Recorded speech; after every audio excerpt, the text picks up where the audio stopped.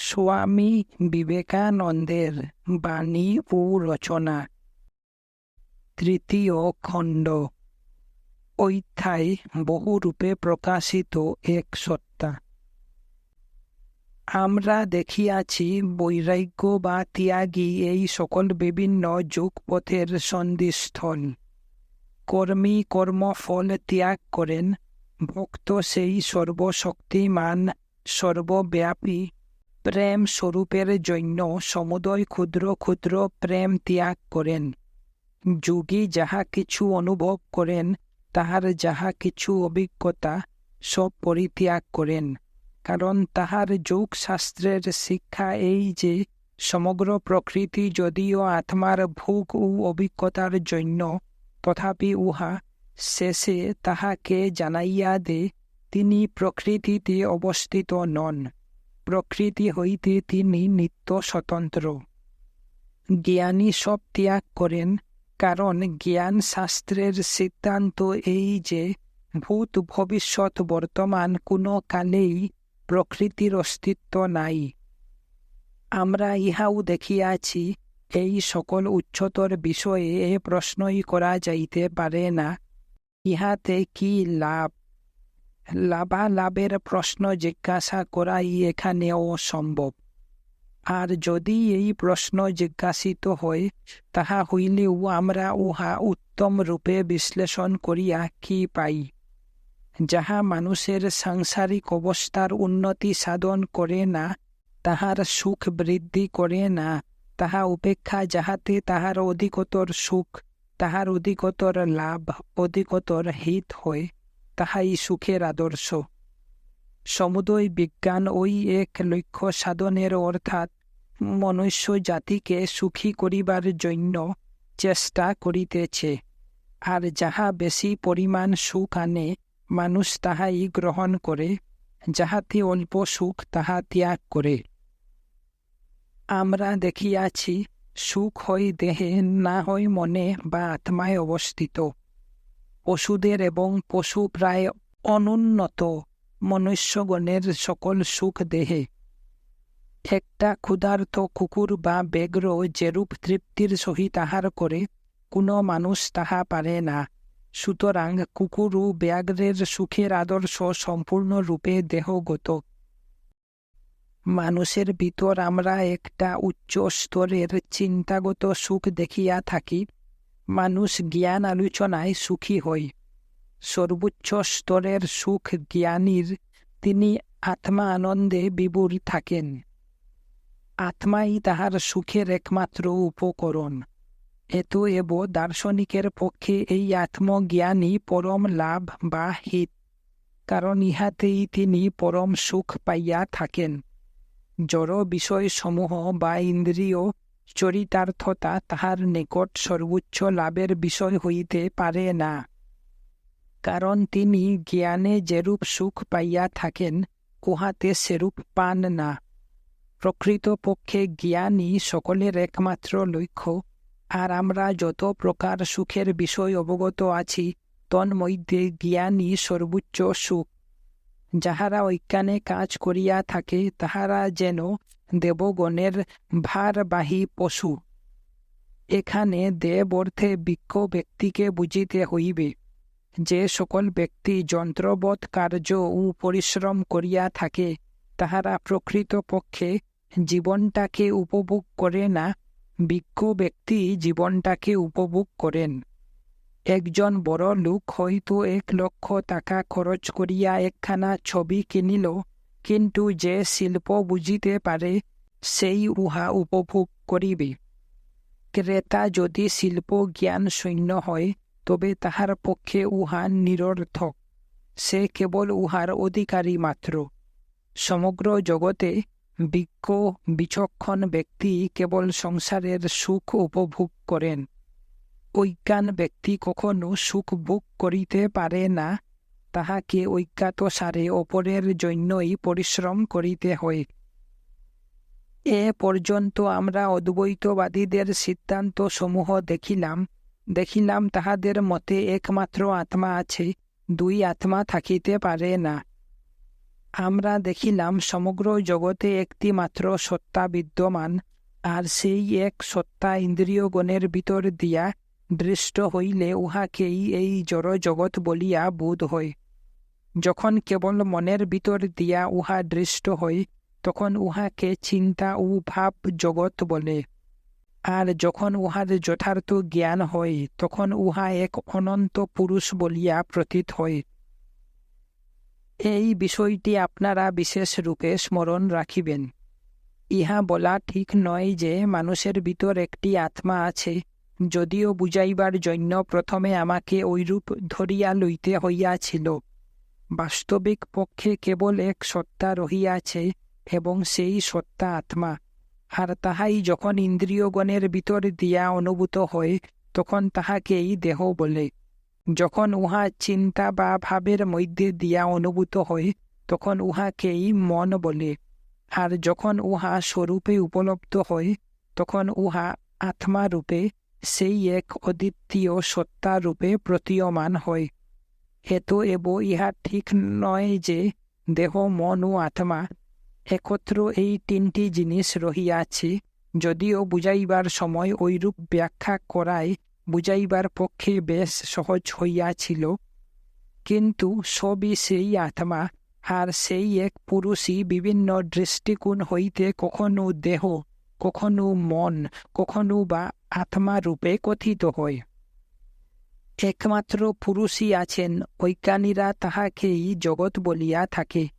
যখন সেই ব্যক্তি জ্ঞানে অপেক্ষাকৃত উন্নত হয়, তখন সে সেই পুরুষকেই ভাব জগৎ বলিয়া থাকে।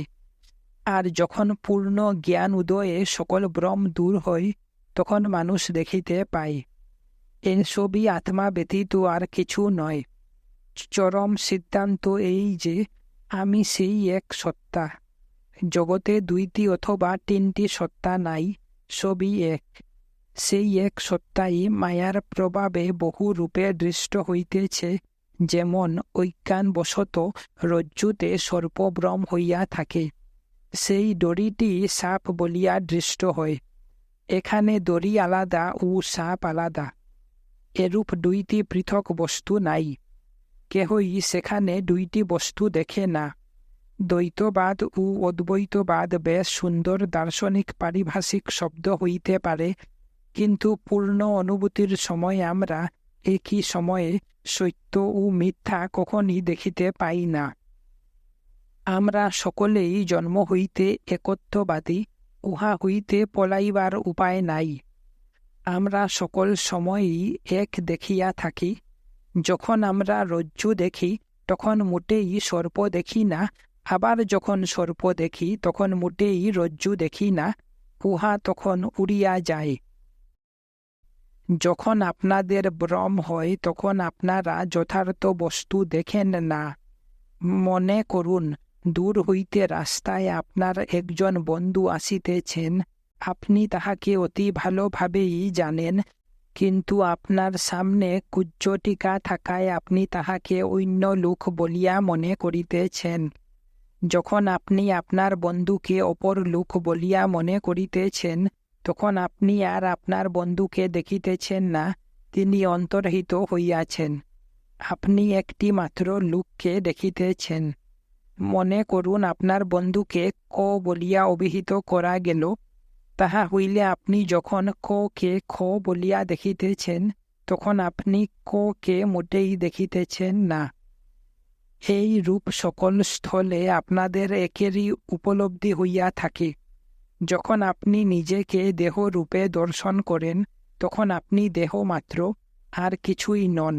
আর জগতের অধিকাংশ মানুষেরই এই রূপ উপলব্ধি। তাহারা মুখে আত্মা, মন ইত্যাদি কথা বলিতে পারে, কিন্তু তাহারা অনুভব করে এই স্থূল দেহ, স্পর্শ, দর্শন, আস্বাদ ইত্যাদি। আবার কেহ কেহ কোনো চেতন অবস্থায় নিজ দিককে চিন্তা বা ভাব রূপে অনুভব করিয়া থাকেন। আপনারা অবশ্য স্যার হামফ্রি ডেভি সম্বন্ধে প্রচলিত গল্পটি জানেন। তিনি তাহার ক্লাসে লাফিং গ্যাস লইয়া পরীক্ষা করিতেছিলেন। হঠাৎ একটা নল ভাঙ্গিয়া ওই বাষ্প বাহির হইয়া যায়, এবং তিনি নিঃশ্বাস যুগে উহা গ্রহণ করেন। কয়েক মুহূর্তের জন্য তিনি প্রস্তর মূর্তির ন্যায় নিশ্চলভাবে দণ্ডায়মান রহিলেন। অবশেষে তিনি ক্লাসের ছেলেদের বলিলেন, যখন আমি ওই অবস্থায় ছিলাম, আমি বাস্তবিক অনুভব করিতেছিলাম যে সমগ্র জগৎ চিন্তা বা ভাবে গঠিত। ওই বাষ্পের শক্তিতে কিছুক্ষণের জন্য তাহার দেহবোধ চলিয়া গিয়াছিল, আর যাহা পূর্বে তিনি শরীর বলিয়া দেখিতেছিলেন, তাহাই এক্ষণে চিন্তা বা ভাব রূপে দেখিতে পাইলেন। যখন অনুভূতি আরও উচ্চতর অবস্থায় যায়, যখন এই ক্ষুদ্র অহং জ্ঞানকে চিরদিনের জন্য অতিক্রম করা যায়, তখন সকলের পশ্চাতে যে সত্য বস্তু রহিয়াছে তাহা প্রকাশ পাইতে থাকে। উহাকে তখন আমরা অখণ্ড সচ্চিদানন্দ রূপে, সেই এক আত্মা রূপে, বিরাট পুরুষ রূপে দর্শন করি। জ্ঞানী ব্যক্তি সমাধিকালে অনির্বচনীয়, নিত্যবোধ, কেবলানন্দ, নিরুপম, অপার, নিত্যমুক্ত, নিষ্ক্রিয়, অসীম, গগনসম, নিষ্কল, নির্বিকল্প, পূর্ণ ব্রহ্মমাত্র হৃদয়ে সাক্ষাৎ করেন। বিভিন্ন প্রকার স্বর্গ ও নরকের এবং আমরা বিভিন্ন ধর্মে যে নানাবিধ ভাব দেখিতে পাই, অদ্বৈত মত সেই সকলের কিরূপ ব্যাখ্যা করে। মানুষের মৃত্যু হইলে বলা হয় যে সে স্বর্গে বা নরকে যায়, এখানে ওখানে নানা স্থানে যায়, অথবা স্বর্গে বা অন্য কোনো লোকে দেহ ধারণ করিয়া জন্ম পরিগ্রহ করে। এ সমুদয়ই ভ্রম। প্রকৃতপক্ষে কেহই জন্মায় না বা মরে না, স্বর্গও নাই, নরকও নাই, অথবা ইহকালও নাই। এই তিনটির কোনো কালেই অস্তিত্ব নাই। একটি ছেলেকে অনেক ভূতের গল্প বলিয়া সন্ধ্যাবেলা বাহিরে যাইতে বলো। ধরো একটা স্থাণু রহিয়াছে। বালক কি দেখে? সে দেখে একটা ভূত হাত বাড়াইয়া তাহাকে ধরিতে আসিতেছে। মনে করো একজন প্রণয়ী রাস্তার এক কোণ হইতে তাহার প্রণয়িনীর সহিত সাক্ষাৎ করিতে আসিতেছে। সে ওই শুষ্ক বৃক্ষ কাণ্ডটিকে তাহার প্রণয়িনী মনে করে। একজন পাহাড়ওয়ালা উহাকে চোর বলিয়া মনে করিবে, আবার চোর উহাকে পাহাড়ওয়ালা মনে করিবে। সেই একই স্থানও বিভিন্ন রূপে দৃষ্ট হইতেছে। স্থানটি সত্য, আর এই যে বিভিন্নভাবে উহাকে দর্শন করা, তাহা নানা প্রকার মনের বিকার মাত্র। একমাত্র পুরুষ এই আত্মাই আছেন। তিনি কোথাও যানু না, আসেনু না। অজ্ঞান মানুষ স্বর্গ বা সেরূপ কোনো স্থানে যাইবার বাসনা করে। সারা জীবন সে কেবল ক্রমাগত উহারে চিন্তা করিয়াছে। এই পৃথিবীর স্বপ্ন যখন তাহার চলিয়া যায়, তখন সে এই জগৎকেই স্বর্গরূপে দেখিতে পায়। দেখে এখানে দেব ও দেবদূতেরা বিচরণ করিতেছেন। যদি কোনো ব্যক্তি সারা জীবন তাহার পূর্বপুরুষদিগকে দেখিতে চায়, সে আদম হইতে আরম্ভ করিয়া সকলকেই দেখিতে পায়, কারণ সে নিজেই উহাদিগকে সৃষ্টি করিয়া থাকে। যদি কেহ আরও অধিক অজ্ঞান হয় এবং ধর্মান্ধেরা চিরকাল তাহাকে নরকের বই দেখায়, তবে সে মৃত্যুর পর এই জগৎকেই নরকরূপে দর্শন করে, আর ইহাও দেখে যে সেখানে লোকে নানাবিধ শাস্তি ভোগ করিতেছে। মৃত্যু বা জন্মের আর কিছুই অর্থ নাই, কেবল দৃষ্টির পরিবর্তন। আপনি কোথাও যান না, বা আপনি যাহা কিছুর উপর দৃষ্টি নিক্ষেপ করেন সেগুলিও কোথাও যায় না। আপনি তো নিত্য অপরিণামী, আপনার আবার যাওয়া আসা কি? ইহা অসম্ভব। আপনি তো সর্বব্যাপী।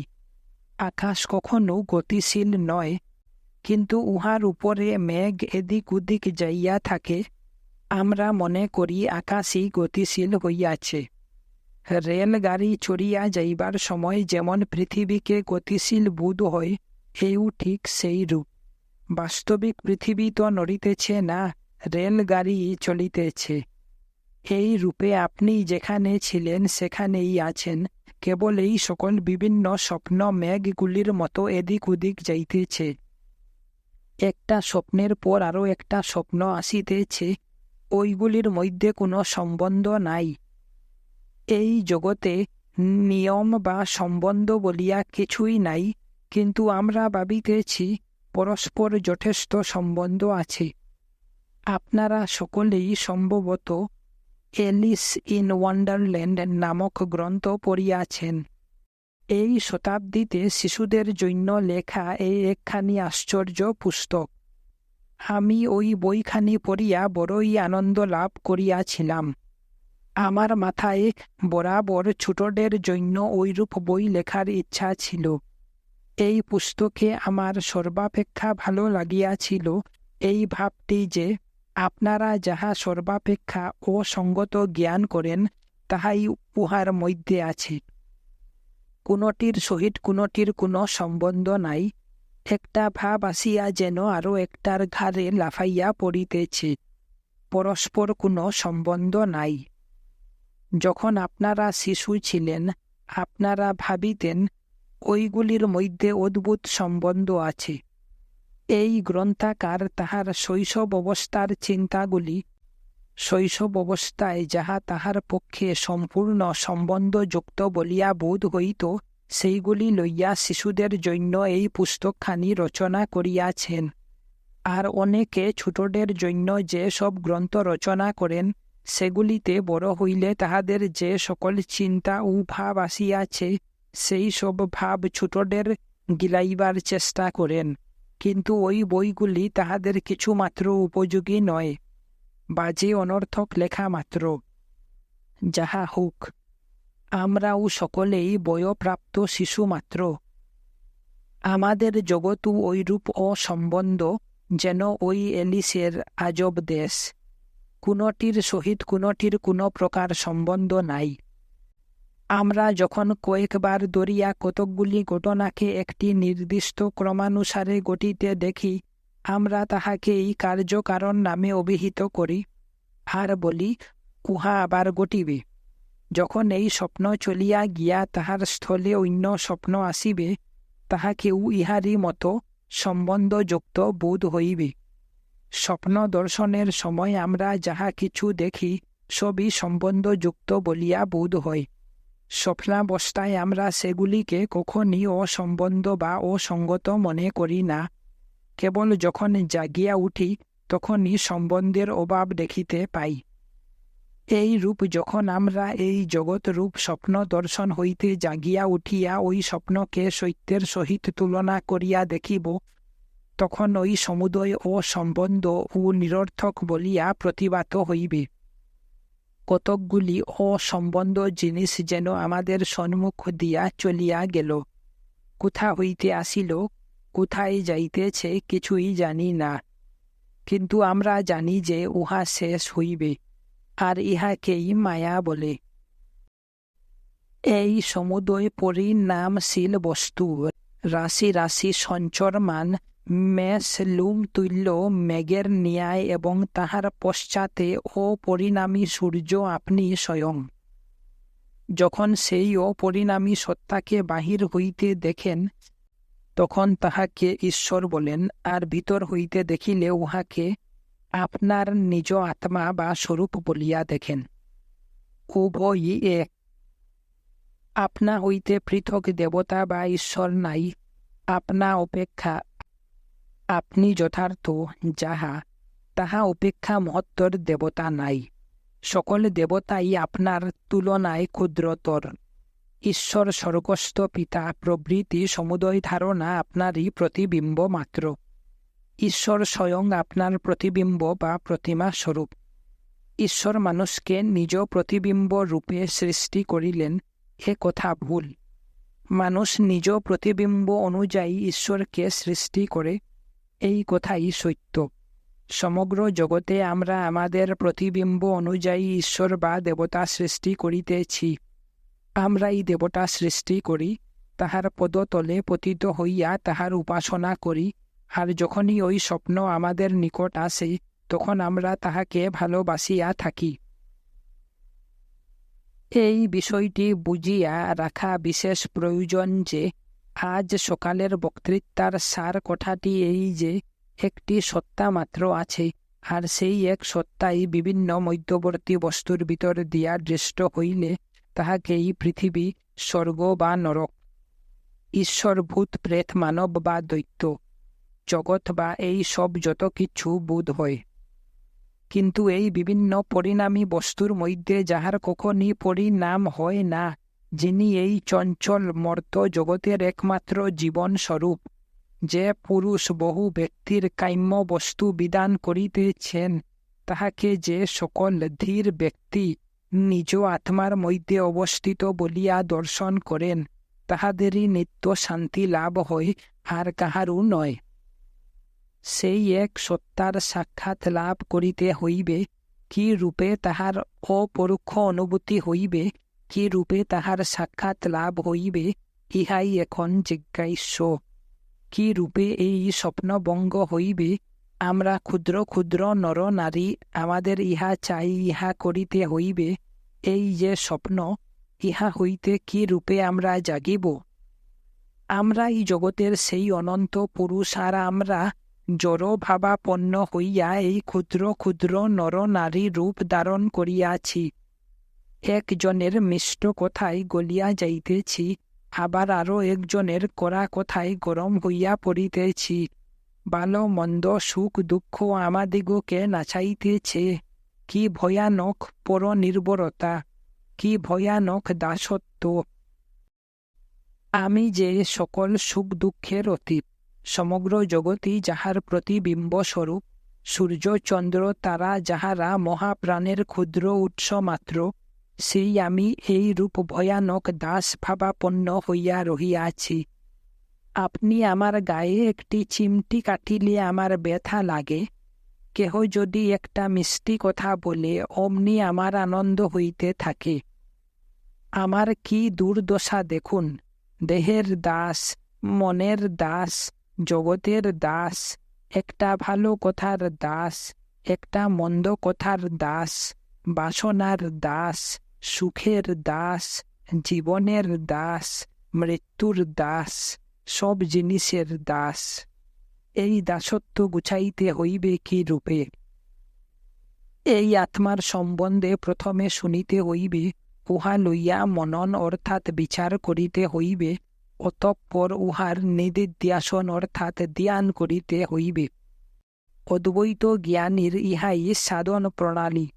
সত্য সম্বন্ধে প্রথমে শুনিতে হইবে, পরে উহার বিষয় চিন্তা করিতে হইবে, তৎপরে ক্রমাগত সেইটি মনে মনে দৃঢ়ভাবে বলিতে হইবে।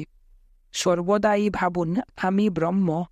অন্য চিন্তা দুর্বলতাজনক বলিয়া দূর করিয়া দিতে হইবে। যে কোনো চিন্তায় নিজেদের নরনারী বলিয়া জ্ঞান হয়, তাহা দূর করিয়া দিন। দেহ যাক, মন যাক, দেবতারাও যাক, ভূত প্রেতাদিও যাক, সেই এক সত্তা ব্যতীত আর সবই যাক। যেখানে একজন অপর কিছু দেখে, একজন অপর কিছু শুনে, একজন অন্য কিছু জানে, তাহা ক্ষুদ্র বা সসীম। আর যেখানে একজন অপর কিছু দেখে না, একজন অপর কিছু শুনে না, একজন অপর কিছু জানে না, তাহাই ভূমা অর্থাৎ মহান বা অনন্ত। তাহাই সর্বোত্তম বস্তু, যেখানে বিষয় ও বিষয় এক হইয়া যায়। যখন আমি শ্রোতা ও আমি বক্তা, যখন আমি আশ্চর্য ও আমি শিষ্য, যখন আমি স্রষ্টা ও আমি সৃষ্ট, তখনই কেবল ভয় চলিয়া যায়। কারণ আমাকে ভীত করিবার অপর কেহ বা কিছুই নাই। আমি ব্যতীত যখন আর কিছুই নাই, তখন আমাকে ভয় দেখাইবে কে? দিনের পর দিন এই তত্ত্ব শুনিতে হইবে। অন্য সকল চিন্তা দূর করিয়া দিন, আর সব কিছু দূরে ছুড়িয়া ফেলিয়া দিন। নিরন্তর ইহাই আবৃত্তি করুন। যতক্ষণ না উহা হৃদয়ে পৌঁছায়, যতক্ষণ পর্যন্ত না প্রত্যেক স্নায়ু, প্রত্যেক মাংসপেশী, এমনকি প্রত্যেক সুনিত বিন্দু পর্যন্ত আমি সেই এইভাবে পূর্ণ হইয়া যায়, ততক্ষণ কর্ণের ভিতর দিয়া ওই তত্ত্ব ক্রমাগত ভিতরে প্রবেশ করাইতে হইবে। এমনকি মৃত্যুর সম্মুখীন হইয়াও বলুন, আমি সেই। ভারতে এই সন্ন্যাসী ছিলেন, তিনি শিবহং শিবহং আবৃত্তি করিতেন। একদিন একটা ব্যাঘ্র আসিয়া তাহার উপর লাফাইয়া পড়িল এবং তাহাকে টানিয়া লইয়া গিয়া মারিয়া ফেলিল। যতক্ষণ তিনি জীবিত ছিলেন ততক্ষণ শিবহং শিবহং ধ্বনি শোনা গিয়াছিল। মৃত্যুর দুয়ারে, গুরুতর বিপদে, রণক্ষেত্রে, সমুদ্রতলে, উচ্চতম পর্বত শিখরে, গভীরতম অরণ্যে, যেখানেই থাকুন না কেন সর্বদা মনে মনে বলিতে থাকুন, আমি সেই, আমি সেই। দিন রাত্রি বলিতে থাকুন, আমি সেই। ইহা শ্রেষ্ঠ তেজের পরিচয়, ইহাই ধর্ম। দুর্বল ব্যক্তি কখনো আত্মাকে লাভ করিতে পারে না। কখনই বলিবেন না, হে প্রভু, আমি অতি অদম পাপী। কে আপনাকে সাহায্য করিবে? আপনি জগতের সাহায্যকর্তা। আপনাকে আবার এই জগতে কে সাহায্য করিতে পারে? আপনাকে সাহায্য করিতে কোন মানুষ, কোন দেবতা বা কোন দৈত্য সমর্থক? আপনার উপরে আবার কাহার শক্তি খাটিবে?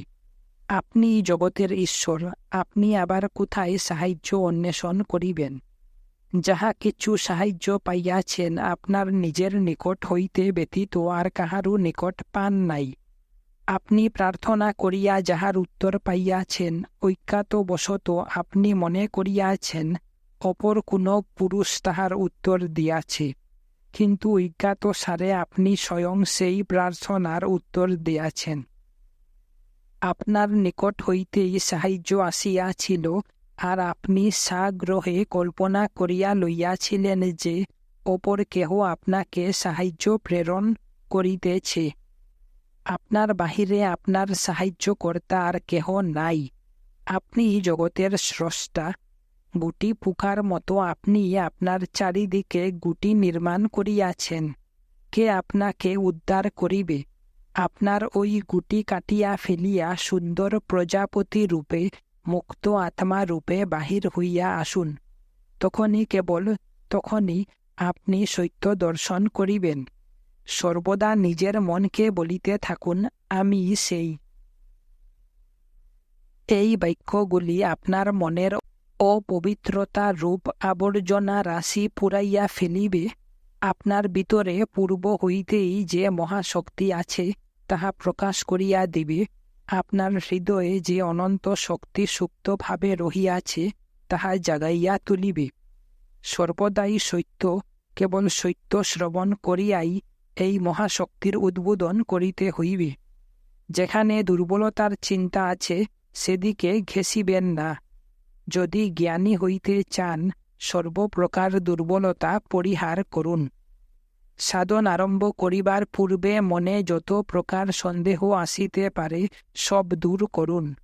যত দূর পারেন যুক্তিতর্ক বিচার করুন। তারপর যখন মনের মধ্যে স্থির সিদ্ধান্ত করিবেন যে ইহাই, কেবল ইহাই সত্য, আর কিছু নয়, তখন আর তর্ক করিবেন না। তখন মুখ একেবারে বন্ধ করুন। তখন আর তর্ক যুক্তি শুনিবেন না, নিজেও তর্ক করিবেন না। আর তর্ক যুক্তির প্রয়োজন কি? আপনি তো বিচার করিয়া তৃপ্তি লাভ করিয়াছেন, আপনি তো সমস্যার সিদ্ধান্ত করিয়াছেন, তবে আর এখন বাকি কি? এখন সত্যের সাক্ষাৎকার করিতে হইবে। এব বৃথা তর্কে এবং অমূল্য কাল হরণে কি ফল? এখন ওই সত্যকে ধ্যান করিতে হইবে, আর যে কোনো চিন্তা আপনাকে তেজস্বী করে তাহাই গ্রহণ করিতে হইবে, এবং যাহা দুর্বল করে তাহাই পরিত্যাগ করিতে হইবে। ভক্ত মূর্তি প্রতিমাদি এবং ঈশ্বরের ধ্যান করেন, ইহাই স্বাভাবিক সাধন প্রণালী, কিন্তু ইহাতে অতি মৃদু গতিতে অগ্রসর হইতে হয়। যোগীরা তাহাদের দেহের অভ্যন্তরে বিভিন্ন কেন্দ্র বা চক্রের উপর ধ্যান করেন এবং মনোমধ্যস্থ শক্তিসমূহ পরিচালনা করেন। জ্ঞানী বলেন, মনের অস্তিত্ব নাই, দেহেরও নাই। এই দেহ ও মনের চিন্তা দূর করিয়া দিতে হইবে। এব উহাদের চিন্তা করা অজ্ঞানোচিত কার্য। ওই রূপ করা যেন একটা রোগ আনিয়া আরও একটা রোগ আরোগ্য করার মতো। জ্ঞানীর ধ্যানই সর্বাপেক্ষা কঠিন। নেতি নেতি তিনি সব কিছুই অস্বীকার করেন, আর যাহা অবশিষ্ট থাকে তাহাই আত্মা। ইহাই সর্বাপেক্ষা অধিক বিশ্লেষণাত্মক, অর্থাৎ বিলোম সাধন। জ্ঞানী কেবল বিশ্লেষণ বলে জগৎটাকে আত্মা হইতে বিচ্ছিন্ন করিতে চান। আমি জ্ঞানী এ কথা বলা খুব সহজ, কিন্তু যথার্থ জ্ঞানী হওয়া বড়ই কঠিন। বেদ বলিতেছেন, পথ অতি দীর্ঘ, এ যেন শানিত ক্ষুরধারের উপর দিয়া ভ্রমণ। কিন্তু নিরাশ হইও না, উঠো, জাগো, যতদিন না সেই চরম লক্ষ্যে পৌঁছিতেছ ততদিন ক্ষান্ত হইও না। এত এব জ্ঞানীর ধ্যান কি প্রকার? জ্ঞানী দেহ মন বিষয়ক সর্বপ্রকার চিন্তা অতিক্রম করিতে চান। তিনি যে দেহ, এই ধারণা দূর করিয়া দিতে চান। দৃষ্টান্ত স্বরূপ দেখুন, যখনই আমি বলি আমি স্বামী অমুক, তৎক্ষণাৎ দেহের ভাব আসিয়া থাকে। তবে কি করিতে হইবে? মনের উপর বলে আঘাত করিয়া বলিতে হইবে, আমি দেহ নই, আমি আত্মা। রোগী আসুক অথবা অতি ভয়াবহ আকারে মৃত্যুই আসিয়া উপস্থিত হোক, কে তাহা গ্রাহ্য করে? আমি দেহ নই। দেহ সুন্দর রাখিবার চেষ্টা কেন? এই মায়া, এই ভ্রান্তি আরও একবার উপভোগের জন্য? এই দাসত্ব বজায় রাখিবার জন্য? দেহ যাক, আমি দেহ নই, ইহাই জ্ঞানীর সাধন প্রণালী। ভক্ত বলেন, প্রভু আমাকে এই জীবন সমুদ্র সহজে উত্তীর্ণ হইবার জন্য এই দেহ দিয়াছেন। এত এব যতদিন না সেই যাত্রা শেষ হয় ততদিন ইহাকে যত্নপূর্বক রক্ষা করিতে হইবে। যোগী বলেন, আমাকে অবশ্যই দেহের যত্ন করিতে হইবে, যাহাতে আমি ধীরে ধীরে সাধন পথে অগ্রসর হইয়া পরিণামে মুক্তি লাভ করিতে পারি। জ্ঞানী মনে করেন তিনি আর বিলম্ব করিতে পারেন না, তিনি এই মুহূর্তেই চরম লক্ষ্যে পৌঁছিবেন। তিনি বলেন, আমি নিত্য মুক্ত, কোনো কালেই বদ্ধ নই, অনন্তকাল ধরিয়া আমি এই জগতের ঈশ্বর। আমাকে আবার পূর্ণ করিবে কে? আমি নিত্য পূর্ণ স্বরূপ। যখন কোনো মানুষ স্বয়ং পূর্ণতা লাভ করে, সে অপরের মধ্যেও পূর্ণতা দেখিয়া থাকে। যখন অপরের মধ্যে অপূর্ণতা দেখে, তখন তাহার নিজ মনেরই ভাব বাহিরে প্রক্ষিপ্ত হইতেছে বুঝিতে হইবে। তাহার নিজের ভিতর যদি অপূর্ণতা না থাকে, তবে সে কি রূপে অপূর্ণতা দেখিবে? এত এব জ্ঞানী পূর্ণতা বা অপূর্ণতা কিছুই গ্রাহ্য করেন না, তাহার পক্ষে উহাদের কোনটিরই অস্তিত্ব নাই। যখন তিনি মুক্ত হন, তখন হইতেই তিনি আর ভালো মন্দ দেখেন না। ভালো মন্দ কে দেখে? যাহার নিজের ভিতর ভালো মন্দ আছে। দেহ কে দেখে? যে নিজেকে দেহ মনে করে। যে মুহূর্তে আপনি দেহ ভাব রহিত হইবেন, সেই মুহূর্তেই আপনি আর জগৎ দেখিতে পাইবেন না। উহা চিরদিনের জন্য অন্তর্হিত হইয়া যাইবে। জ্ঞানী কেবল বিচারজনিত সিদ্ধান্ত বলে এই জড়বন্ধন হইতে নিজেকে বিচ্ছিন্ন করিতে চেষ্টা করেন। ইহাই নেতি নেতি মার্গ।